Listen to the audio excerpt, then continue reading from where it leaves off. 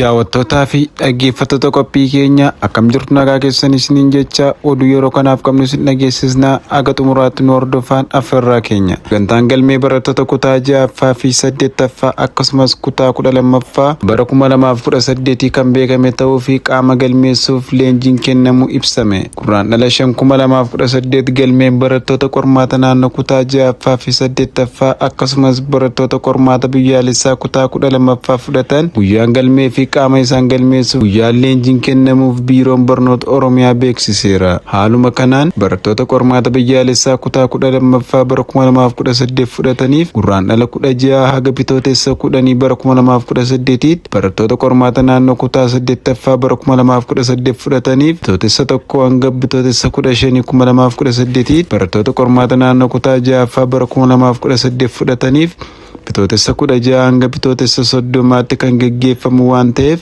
qaamni galmeessu yookaan barsiisonni keenya qaamni galmaa'u barataan keenyaa fi maatiin barattoota ragaa sirrii ta'een galmaa'u ijoollee keenyaaf itti gaafatamummaa fi amantaan olaanaan isiniif kennameera. Dogoggora galmee ragaa barattootaa irratti uumamuuf dura bu'aan mana barumsaa itti aantonnii fi suupparvaayizarri aanaa kallattiin kan gaafataman ta'uu gamanumaan hubachuun barbaachisaadha. Kanaafuu dogoggora ragaa galmee barattoota hambisuuf leenjiin barsiisotaa galmee gaggeessaniif abbootii adeemsa qormaata waajjira barnoota godinaalee magaalotaa fi aanaa akkasumas kutaa magaalotaaf guraandhala 9-12 jidduutti kan kennamu ta'a. Leenjichis mata dureewwan galmee barattootaa siistema irratti galmeessuun haala yookaan mala qophii qormaataa irratti hubannoo uumuu fi barbaachisummaa dura bu'aa mana barnootaa ogummaan hoogganu yookaan instructional leaders irratti guyyaa 3f ni kennama. Kanaafuu barattoonni keenya kutaa 6ffaa fi 8ffaa akkasumas 12ffaa bara 2018 qormaata naannoo fi biyyaalessaa fudhatan barsiisonni fi maatiin ijoollee keenya ragaa qulqulluu fi yeroo jedhame keessatti ragaa kennuun galmaa'uun isaanii